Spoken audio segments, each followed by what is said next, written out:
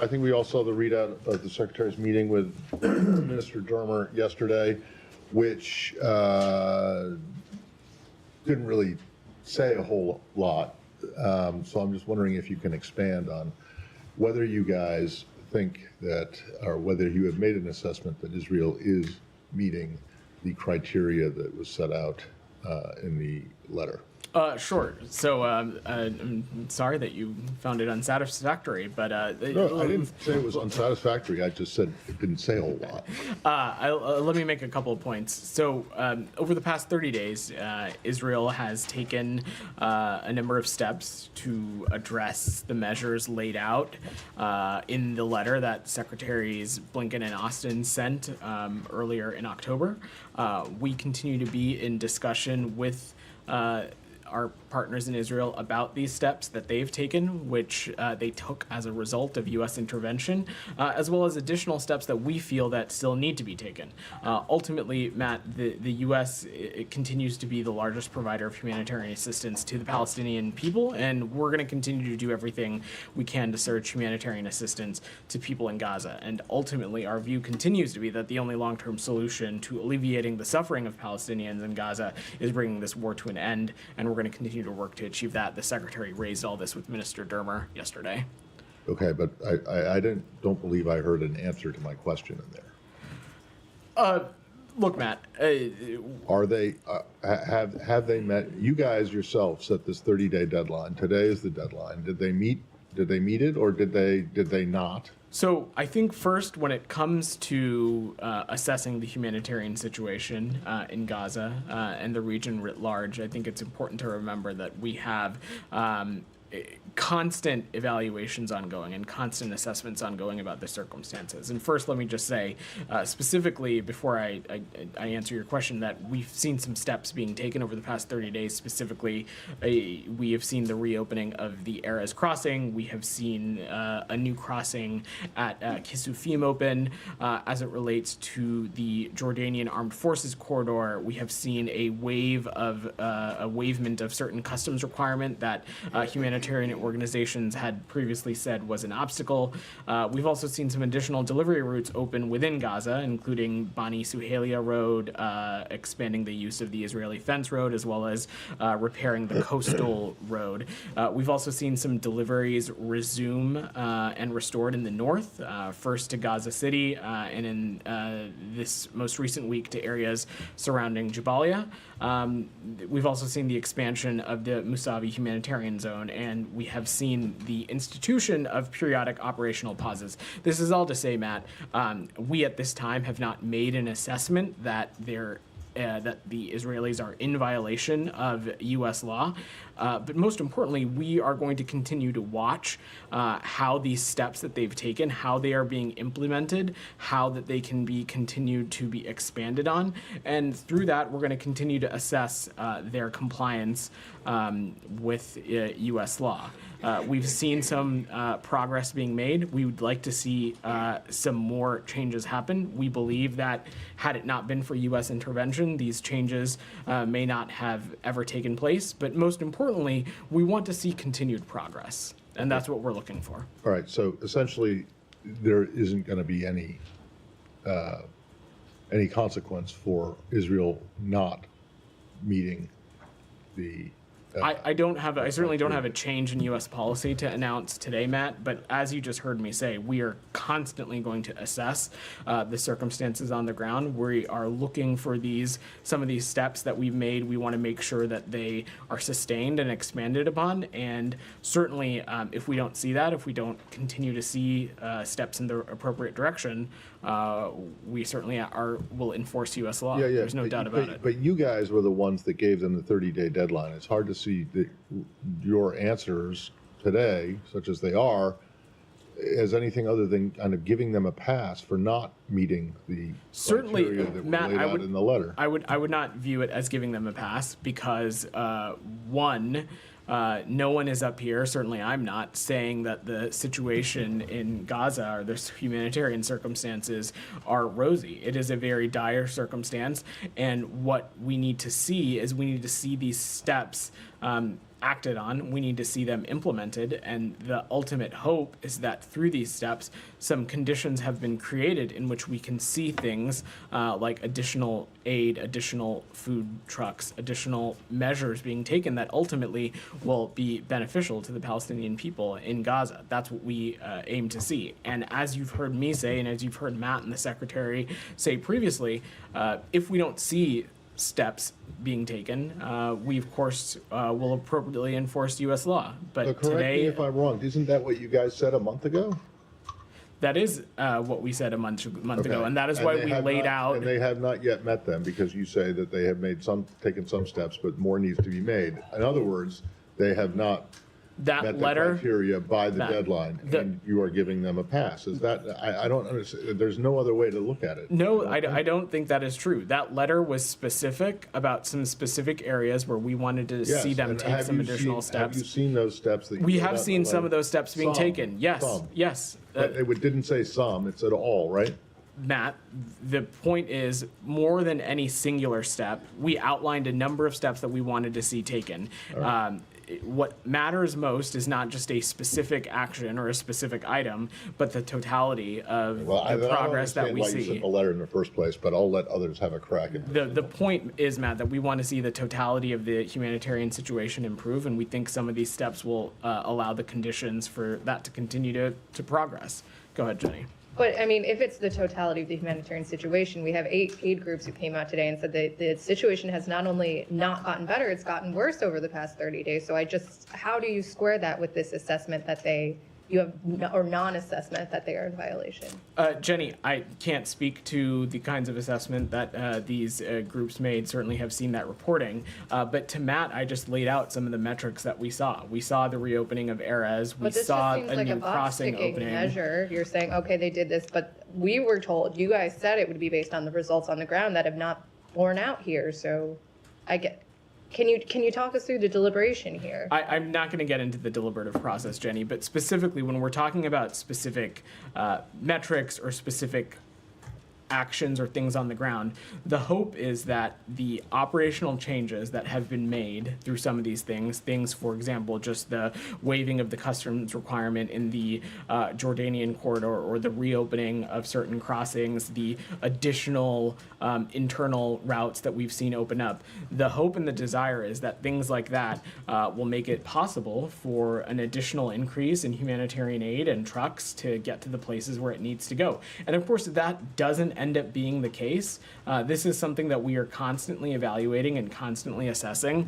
And if that doesn't be the case, we of course are going to make sure that how they are conducting themselves is in compliance with U.S. law. There is no doubt about that. But we also have seen some steps taken that we think will address things like throughput, that will address things like capacity, that will address things like the flow of aid, and we'd like to see how that plays out. And how do you make those assessments so that these steps would be enough? Who are you consulting, if not for the aid community? We who's are actually consulting working on it? closely, of course, with the aid community. We are, of course, consulting closely with the United Nations, with the government of Israel, with the Jordanians, with other partners in the region, with our embassies and consulates in the region that are on the front lines of some of this work. This is a deliberative process that is all-encompassing, that includes a lot of perspectives. And it is also one that did not start when this letter was sent, and it certainly does not stop today whenever the 30-day mark is up. This is something that we are constantly assessing and evaluating, and should we see something that is inconsistent with U.S. law, we will take appropriate action. Is it not, this is my last one, is this not inconsistent with U.S. law that you had to send this letter and lay out this timeline because they had withheld so much aid up to this point? Jenny, the point of this letter was to raise some areas of concern and to lay out some steps in which we thought that addressing some of these areas would lead to steps in the right direction when it comes to humanitarian assistance. We have seen some steps being taken. There need to be some additional steps that are also taken, but most importantly, we need to see these kinds of efforts sustained over a long period of time, and that's what we hope to see. Myra. Vedant, I don't mean to beat a dead horse, but I think you're going to get this question a lot. I think we're trying to understand why the administration Secretary Matt, I think it was November the 4th, he said from this podium, we are going to look at the results. And the results so far, that was the little assessment by him that day, are not good enough. And then here you are, about a week later, you're effectively giving Israel a pass on this. We are not Please help us giving, we're not understand. giving Israel a pass. First of all, the efforts and the things that we had seen in place a week ago certainly were not satisfactory. But I am standing here before you with new and additional information. It is up to you to intake it or process it however you like. But when we were talking about this last week, just again, the new crossing at Kisufim, that had not been opened. Erez had not been reopened. This waiving of a customs requirement in the Jordanian corridor had not been in place. These additional routes within Gaza had not been in place. So these are the kinds of resultant steps that we were talking about a week ago. These are the kinds of things we were talking about when we outlined that letter. There is nobody in this administration saying that the humanitarian situation in Gaza is pristine. It is a humanitarian. It continues to be a crisis, and it continues to be dire circumstances. And the point is, we want to see changes like these being made consistently and over an extended period of time. Our hope is that things like these have created the operational throughput. They have created the capacity. They have reduced some barriers that will make it so that the aid can get to the places where it needs to go. And if we do not continue to see steps like this in the right direction, then certainly we would find the government out of compliance with U.S. law. And but Humaira, the important thing, and I'm not trying to harp on this, is that there are new things that have been done. You can choose to disagree with whether it's enough or not, and humanitarian groups can choose to disagree whether it's enough. And we certainly are not saying that it is a silver bullet, but there are new progress markers that have been made in terms of trying to be responsive to what is happening in the humanitarian context. We have seen those steps, but what we're trying to tell you is that the U.S. government has explicitly said the steps themselves is not going to be enough. We need to see the results on the ground. So you keep telling me they have taken steps, and whether or not I find them satisfactory, I think that's quite irrelevant. The relevance is that what is the situation on the ground? And you're describing it as dire. That's why we're trying to. But I don't want to say. We couldn't agree more, Humaira. We couldn't agree that the situation is dire. I actually have a question. Yeah. You keep talking about ongoing assessment. When do you intend to do this? This administration has less than 70 days in office. And the humanitarian aid situation is a problem that's been going on over a year. It's clear that you had trouble convincing Israel to boost measures to improve humanitarian aid. What makes you think that you're going to achieve that in the remaining time, if at all? So first, let me just say, assessing the humanitarian situation and assessing steps and ways that we can continue to support that line of effort is not something that starts or stops. So to your question about timing, we were looking at the humanitarian situation in Gaza before October 7th, in the time since, and we'll continue to be engaged on this. When it comes to the letter, we were looking at the humanitarian situation in Gaza before this letter was sent, and we will continue to look closely at the humanitarian situation in Gaza after this 30-day period is up. We are constantly assessing and evaluating, and if we do not see consistent progress, if we do not see the results on the ground, then we will, of course, make appropriate assessments about their compliance with international law and compliance with U.S. law, and that'll continue to be the case. Just a few more things. Yeah.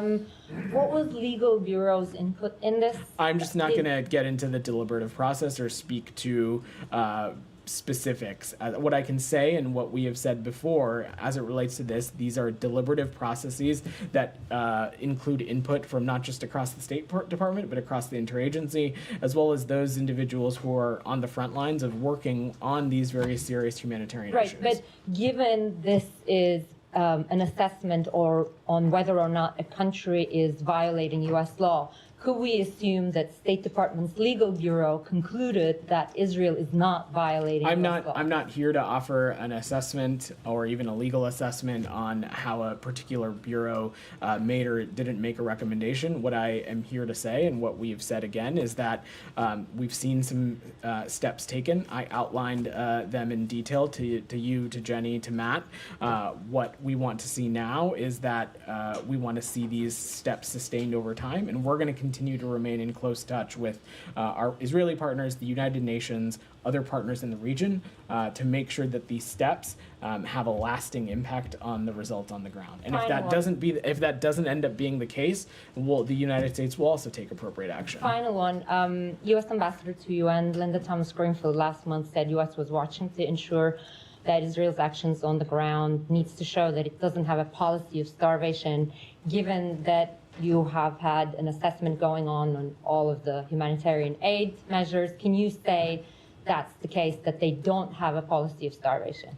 I don't have a specific assessment to offer, Humaira. What I can say is that there has not been a conclusive finding of that, or at least I don't have one to offer from this government.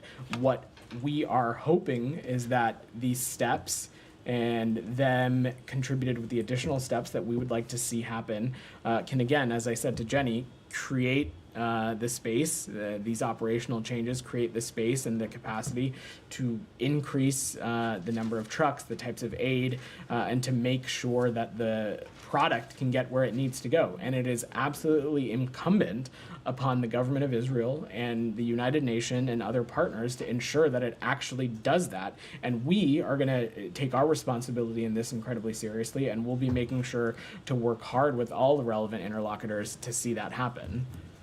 Let me go to Shannon, and then I'll come to you, Sean. Go ahead. Thank you. Assuming this is on topic. Yeah, same topic. Go ahead.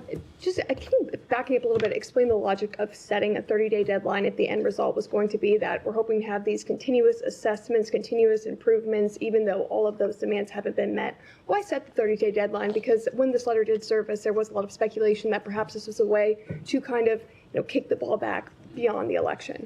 So look, we make foreign policy and national security decisions because they are in the interest of the United States, in the interest of the American people, in the interest of the region, not for any electoral political reason.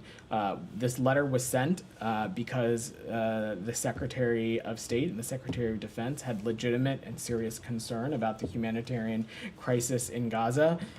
This department and the Pentagon had some specific concerns about the lack of progress in some specific areas, and it had some recommendations on what steps we think, specifically the IDF, COGAT, the government of Israel writ large, could take to further enhance the humanitarian situation in Gaza.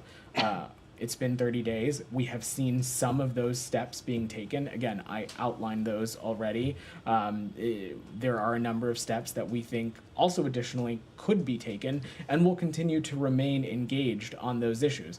But again, 30 days ago, much of the things that I outlined to Sean, to Jenny, to Humaira, those things had not happened yet. And so those are important steps in the right direction. We need to see more, we want to see more, and we're going to continue to be engaged on making sure that more happens, and ultimately, though, that these steps have a tangible result. That's what this is about. Talking about the operational changes, so far in the month of November, only 624 trucks have entered into Gaza, according to COGAT, and the letter calls for 350 a day. So are these operational changes that you've seen, can you reasonably assess that going forward, in 2 days, the amount of trucks that have been able to enter in almost 2 weeks will be achievable? I'm not going to speculate on a specific metric, Shannon, but that is our absolute hope. Our hope is that these kinds of changes will make it possible for these kind of increased metrics to be seen. And now it is inherently incumbent on the government of Israel, on the United Nations, on other partners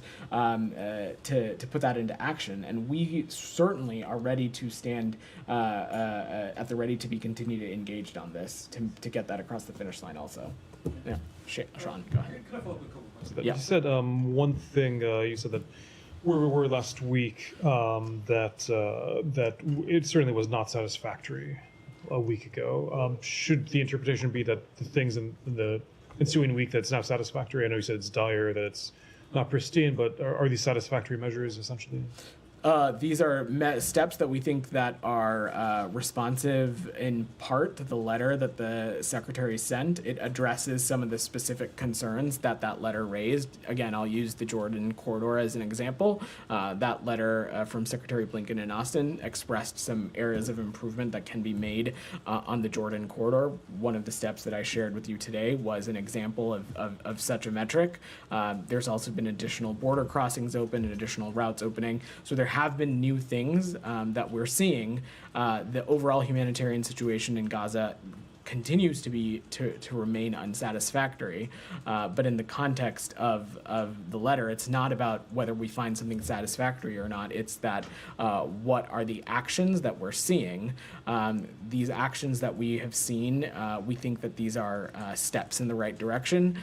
We want to see more steps. We want to see these steps sustained over a significant period of time, and ultimately, we want to see these steps have a result on the situation on the ground, and that's what we're going to continue to be engaged on. Sure. A number of people have asked you about the 30-day deadline, how that obviously came after the election, and how the administration doesn't have much time left. I mean, is there a sense that perhaps this is a sign that the leverage is gone, that this current administration has? It's not so long before. Again, Sean, the 30-day time period was not about any particular day on a calendar, and it certainly wasn't about electoral politics. It's that things take time. It's that processes, especially in such a volatile region, sometimes take time to unearth and to move forward. And so today we have seen some progress in that space. We've seen some additional crossings. We've seen some additional routes within Gaza.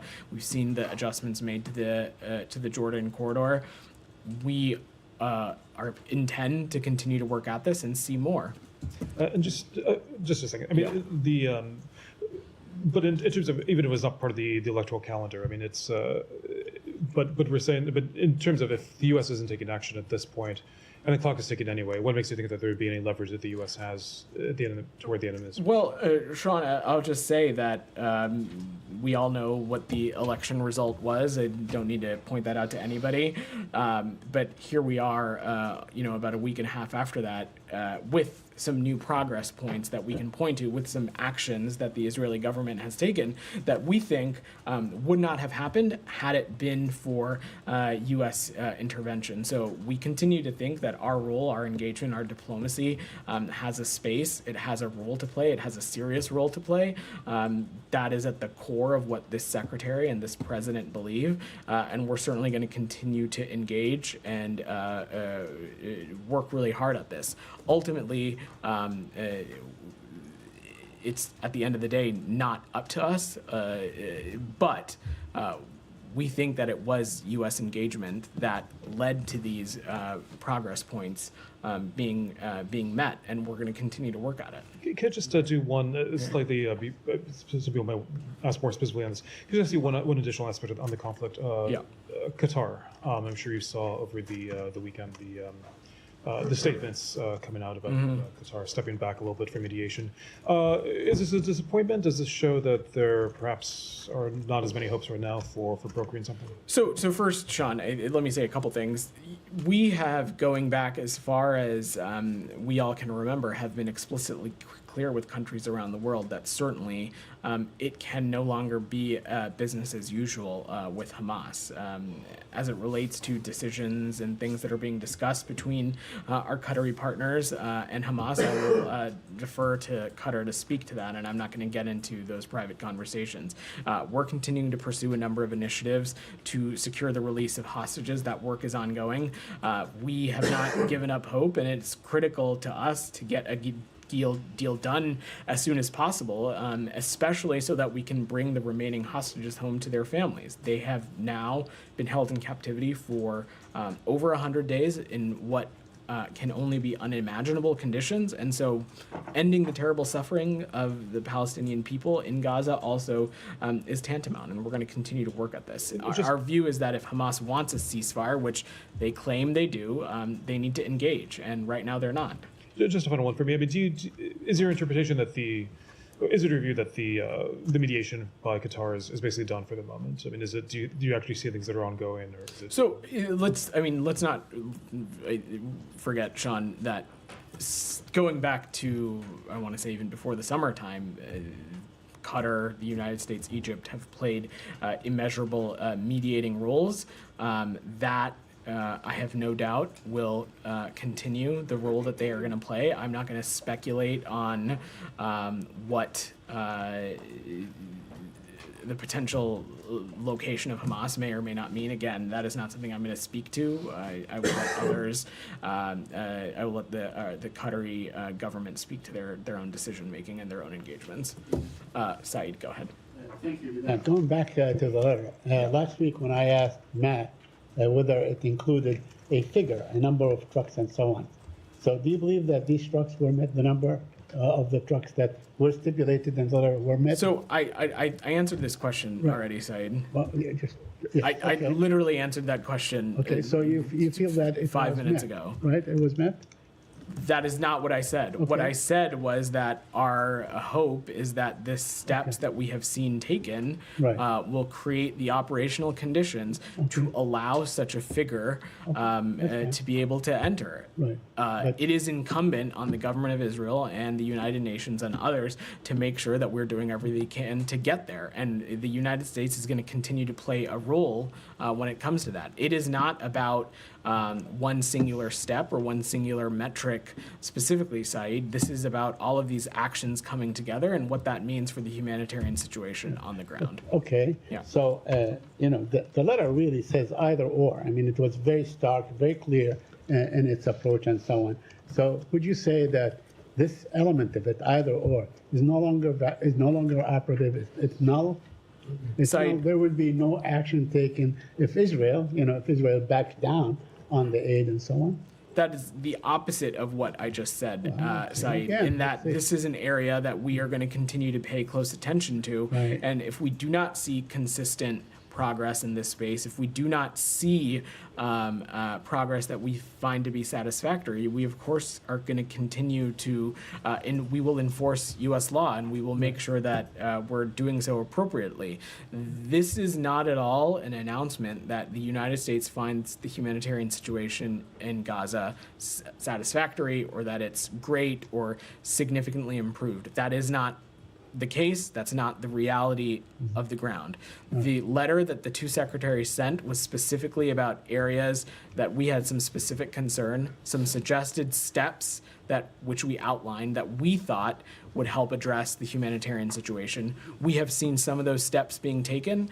Some of those steps have not been taken yet, but this is not about a singular step or not. What this is about is that the totality of actions, including actions that were not included in the letter. And ultimately, our goal is we want to see all of that, whether it was in the letter or not, whether it was something that the United States suggested or not. We want all of those things to contribute to an increased and a positive humanitarian situation. That continues to not be the case. Okay, so let me ask you something. This aspect of the letter that says, if you don't do this, we will do this and so on, is it still operative, or has it been canceled, or has it been expired, not canceled? Saeed, we will always be effective implementers of Right. U.S. law. Okay. Currently, we have not made an assessment that they are in violation of U.S. law. That, of course, can change at any time. We are watching these circumstances closely, and we will make appropriate changes within our own policy should we need to, if we assess that their compliance with U.S. law has changed. It's as simple as that. I wonder if we can get you to comment on what Mr. Smotrich said, the Minister of Finance, about, once the new president is sworn in, they'll be able to annex the West Bank. Do you have any comment on that? This President Biden and Secretary Blinken have reiterated consistently the clear position of the United States in support of a two-state solution as part of a negotiated process that ultimately will provide an independent Palestinian state with appropriate security guarantees for Israel. The comments that were made by this minister certainly are not conducive to building an enduring peace, and they are incredibly inconsistent with the principles that Secretary Blinken laid out in Tokyo last year. Well, the Cannes news agency, an Israeli news agency, also quoted the prime minister himself as saying exactly that in a closed-door meeting. So is it something that you raise with the prime minister, or something that the president likely to raise, as one of his last actions and so on, to impress upon this prime minister that that the settlements are illegal, that settlements ought to stop, that the West Bank should remain a viable land for a Palestinian state? Saeed, at the corner of our approach to policy when it comes to this region, specifically policy that we think impacts the Israeli people and the Palestinian people, at the center of that is a constant and clear position of the United States' commitment to a two-state solution. I will let other people speak to their own points of view. Tom, go ahead. Can I just press you on the trucks, because I didn't hear, you said you've answered questions about trucks, but how many trucks per day have entered Gaza over the last 30 days?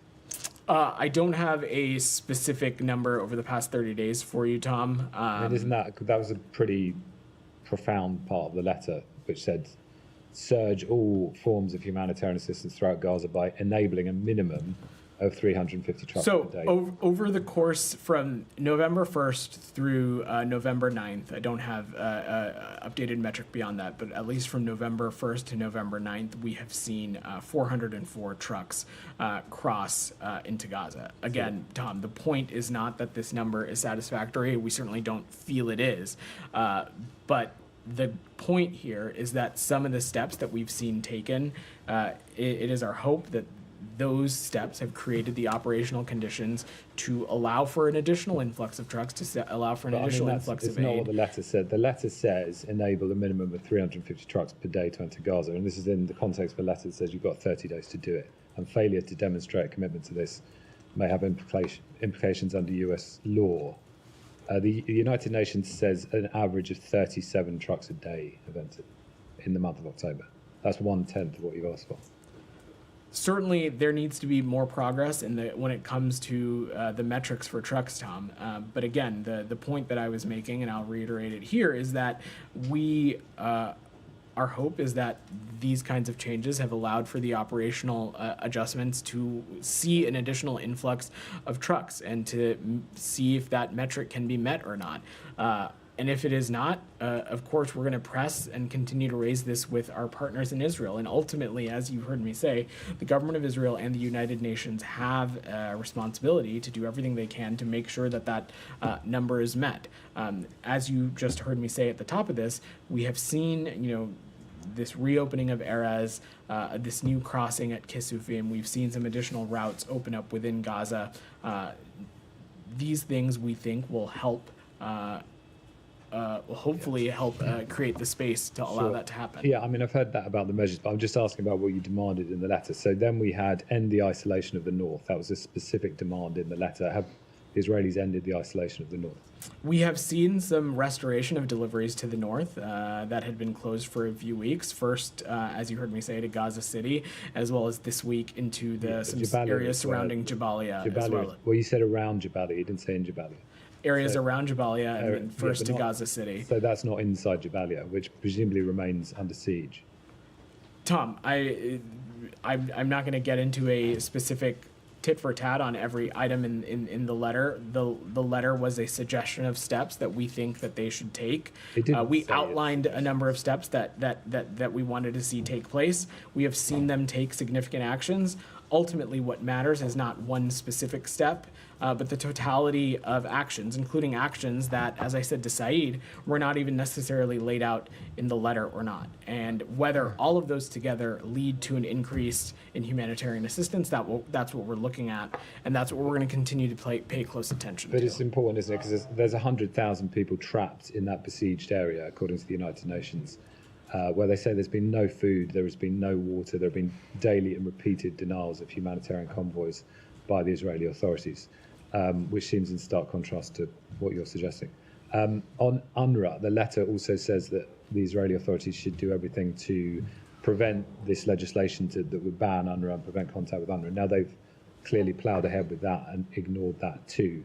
So are they listening to you in the letter on that point? Have there been any changes? On the UNRWA legislation specifically, Tom, there are over 2 months to go until the legislation is implemented. We continue to have ongoing conversations about it, and we're going to continue to discuss the implementation of this law with the government of Israel and make clear that that steps that deny vital assistance to civilians could have implications under our law and policy. I'm not going to speculate on what exactly that may or may not look like, given that, as I said, the law isn't being implemented yet. There's still two months to go, but certainly it continues to be an area of concern and one that we're continuing to raise with the government of Israel, and will continue to do so.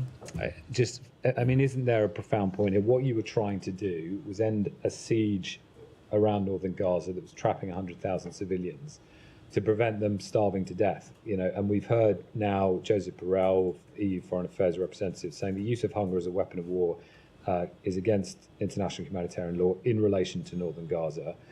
We've had multiple aid agencies saying that they're concerned about starvation in the north. So you set this letter out with a clear objective, which was about the north of Gaza. And all I can see that you've said today is, an extra crossing's opened up. 1/10 of the trucks that you asked for are entering Gaza, but not getting to the besieged area. So as far as I can see from what you've said today, absolutely nothing that you've asked for is actually happening. Well, first, Tom, I think it's important to remember that these objectives and our strategic goals don't start and stop just because this 30-day window is up. This is something that we're going to continue to work at and engage closely with our Israeli partners on. Additionally, it is more than just opening up a number of crossings, though yes, that is part of this. We've seen the reopening of Erez. We've seen a new crossing at Kisufim. We've seen this adjustment being made with the Jordanian corridor. We've seen some additional delivery routes within Gaza. We've seen deliveries restored to northern Gaza and areas surrounding Jabalia. We've seen the humanitarian zone in Masavi expanded, and we have also seen the institution of periodic operational pauses. There are absolutely more additional steps that we would like to see, and we'll continue to press and make sure that those are happening as swiftly as possible. Yeah. Go ahead. Thank you, Vedant. I have one question about Gaza, and can we move to Lebanon after that? Sure. Yeah. I just want to also circle around what my colleagues here said regarding the assessment. You are now saying that your assessment is there is no violation, there is some steps being taken, and I keep going back to what Matt said earlier in the few weeks ago in his comments about that is also on the ground. But I will go with you that you are satisfied with the steps that Israel is taking. You're demanding more. You're demanding more of aid to come inside Gaza. But my question, what makes you assess that the current condition in Gaza is not because Israel is preventing aid from coming in? Because you are dismissing what the aid agencies saying. It's as their own assessment that you don't share it. But what is the reason then for the situation, especially in northern Gaza, to be this dire if it's not Israel violating U.S. law or international humanitarian? What we can speak to is what we are seeing, and what we're seeing is some steps being taken. Certainly, the humanitarian situation writ large in Gaza continues to be dire, and we're going to continue to work at this as aggressively as we can. The point of the letter was that the secretaries laid out that in this letter that, as we've made clear in previous engagements with the Israelis, that it is our responsibility to continuously assess Israel's assurances as it relates to the facilitation of humanitarian aid. We're going to continue to make those assessments on the actions Israel takes or doesn't take, as we have done since the beginning of this conflict. And based on some of the small steps that I have laid out for you today, first, again, I would just stress that this is work that continues and is ongoing, and it does not start or stop. But based on some of those steps, as well as additional steps, we have not made an assessment that they are in violation of U.S. law. We are going to continue to watch this space, though, and pay close attention, and we will effectively implement U.S. law. And if we see actions or steps that are inconsistent with the responsibility and assurances that Israel has to facilitate the delivery of U.S. aid, we of course will appropriately implement U.S. law. But if they're not in violation, so from November 1st to November 9, there was 404 trucks come in, right? It's like 45 to 44 trucks a day. This is way beyond, as Tom said, Absolutely. way beyond 350. Why it's not 350, according to your assessment? So again, I don't want us to go down a rabbit hole of specific truck numbers.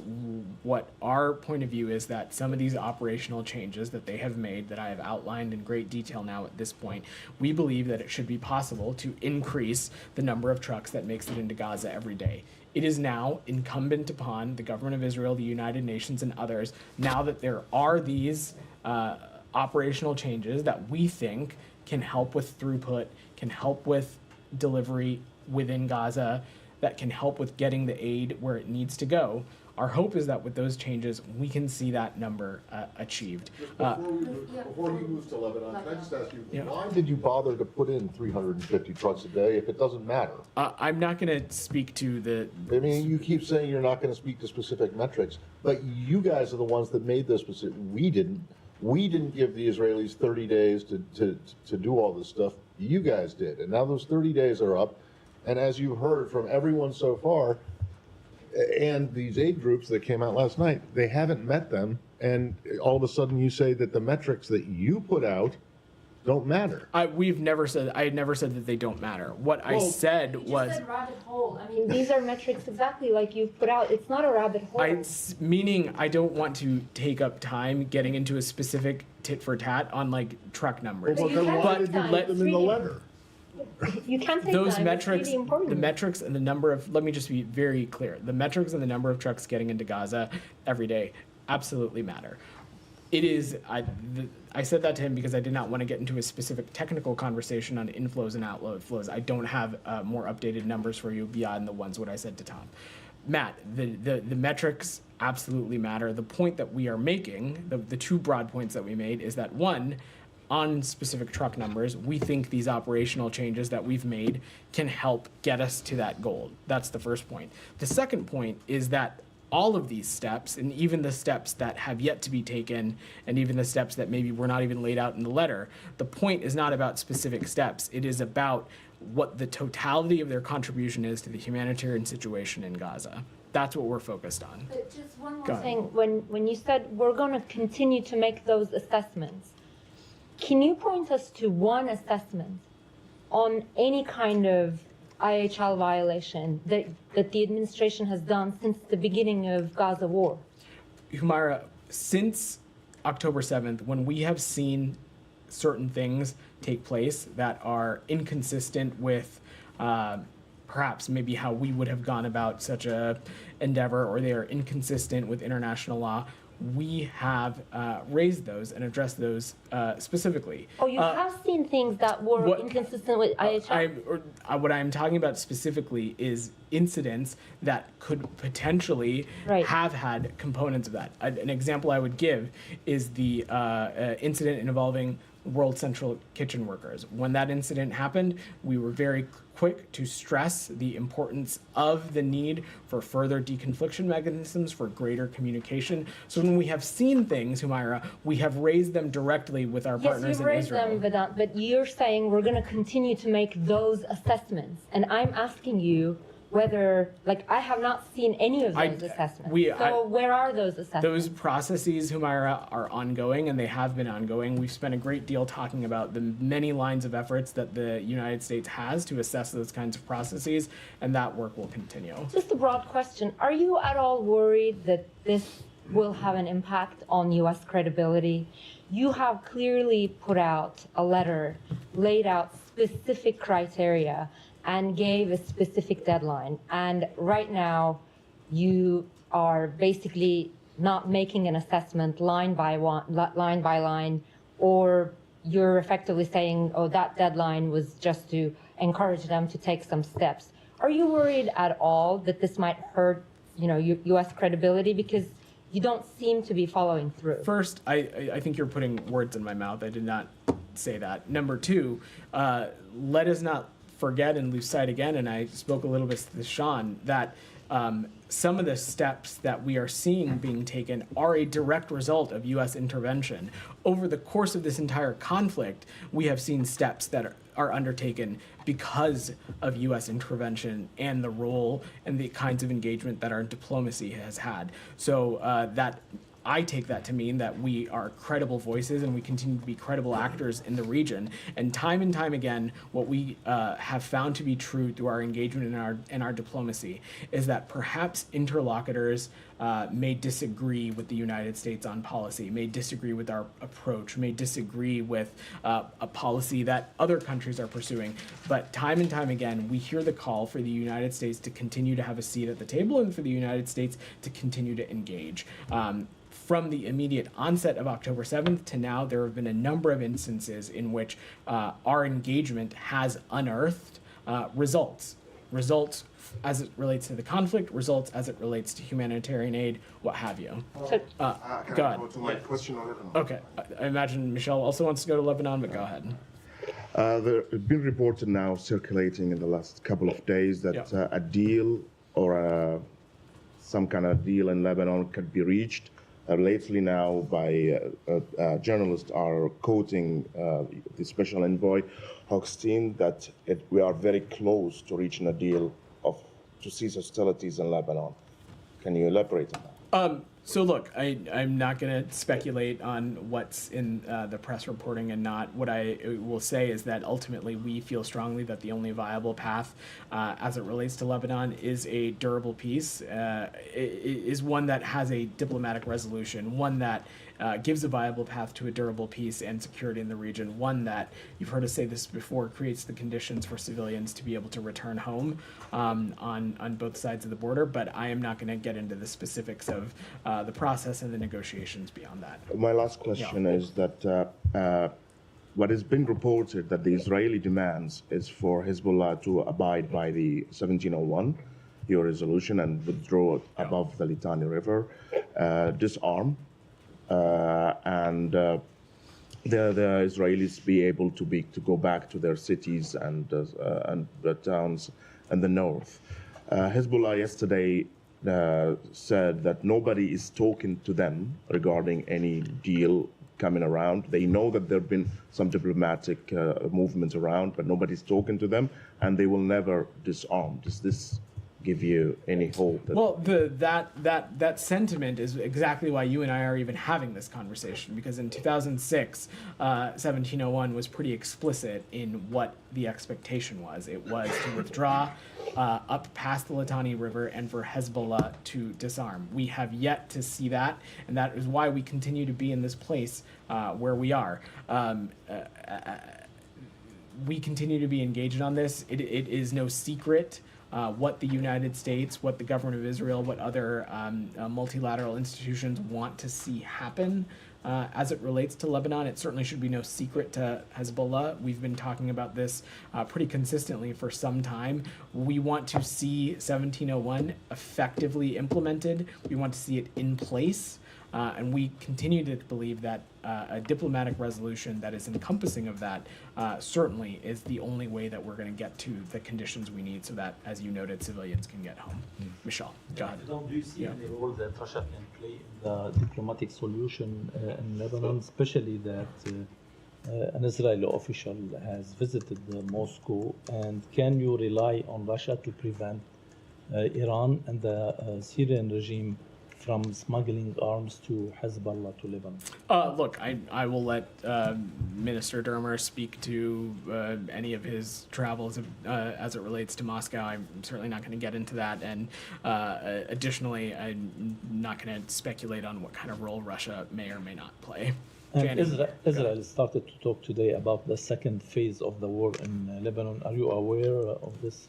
I will let them speak to their own military operations, but as I was speaking to your colleague, what we want to see is a diplomatic resolution, one that creates the conditions for civilians on both sides of the blue line to be able to return home. Jenny, go ahead. Thank you very much, President. Yeah. A few questions on Russia and North Korea. Sure. Russian President Putin rationalized the dispatch of North Korean troops by signing a military treaty between North Korea and Russia, which was ratified by the Russian parliament.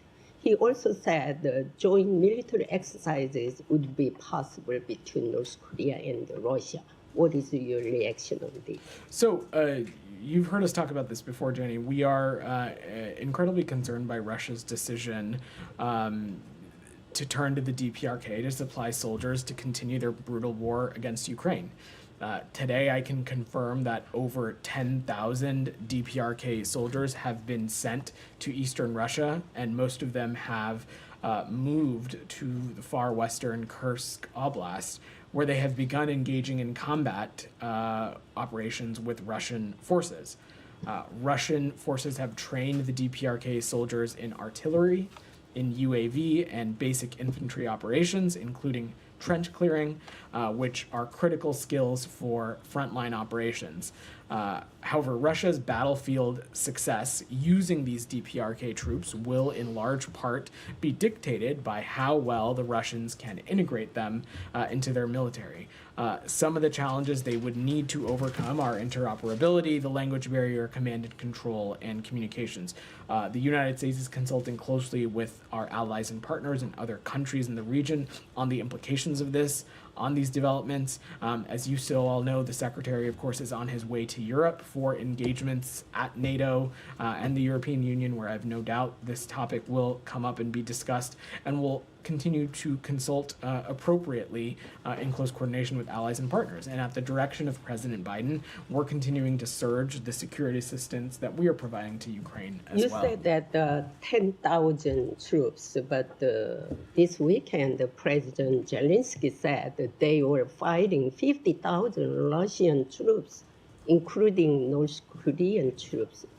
Can you confirm this? So I will let our Ukrainian partners speak to their own assessments that they are offering, but from our end, we can confirm that there are over 10,000 DPRK soldiers that have been sent to eastern Russia. Lastly, Russian Foreign Minister Lavrov said that the concept of North Korea's denuclearization is already a closed issue.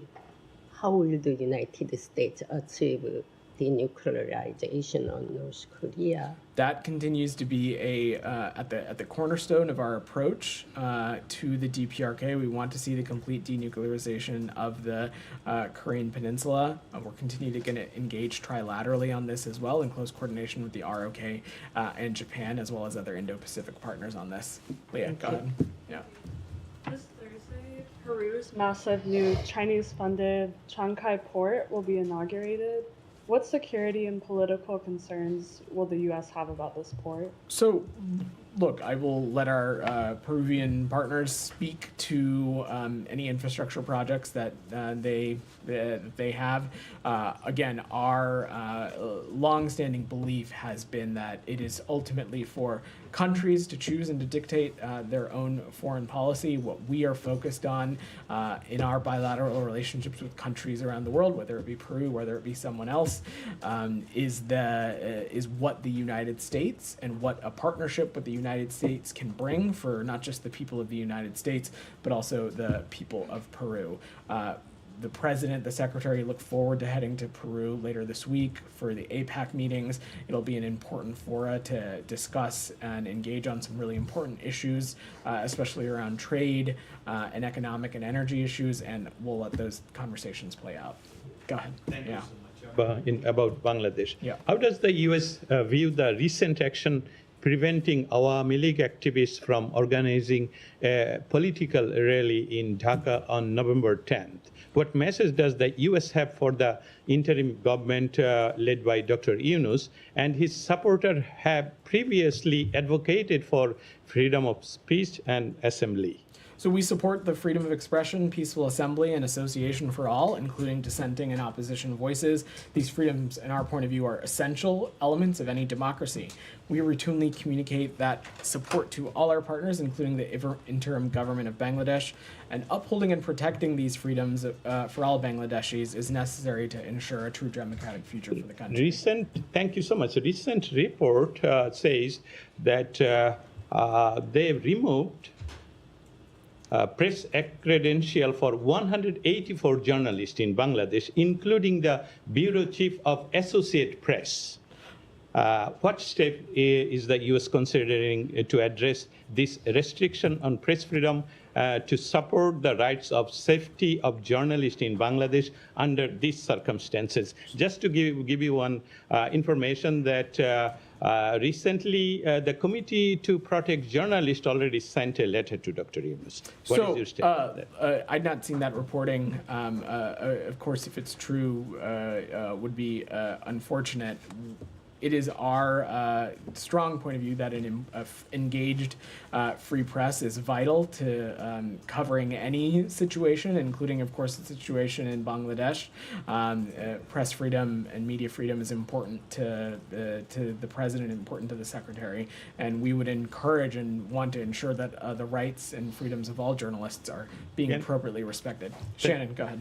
Thank you. Yeah. On Haiti, the FAA has just issued a flight ban for the next 30 days. Do you have concerns about American citizens who might be in the country being able to travel out at this point? So, Shannon, the best thing that any American citizen who continues to be in Haiti can do is to enroll in our Smart Traveler program and to stay in touch with the State Department about updates as it relates to how those travel restrictions may or may not change, receive updates about safety and security updates, and make it easier for the U.S. Embassy to contact them in emergency. I also would be remiss if I did not use this opportunity to remind that for quite some time, even before the Biden administration, Haiti has been at a level 4, a do not travel country. We have advised U.S. citizens to not travel there since March 5th of 2020.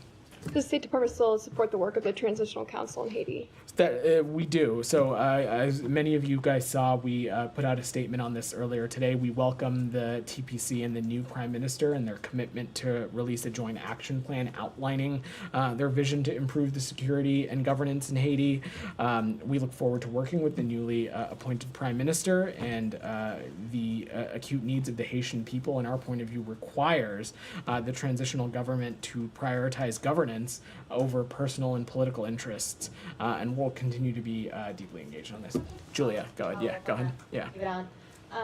Beyond just the travel advisory to Haiti that you just iterated, what was the U.S. response to the fact that 2 commercial planes, JetBlue, Spirit, were struck by gunfire? And what does that speak to the conditions on the ground in Haiti and around the airport, if you have any update in the security situation overall? So first, Julia, certainly can confirm that operations at Toussaint Airport are temporarily paused, and I will let specific airlines speak to their cadence of flights up until this restriction goes into place, and to what extent they're available for anyone wishing to depart. I think broadly, though, we are squarely focused on continuing to do everything we can to support and address the insecurity crisis in Haiti. The MSS mission continues to make headway in refining mission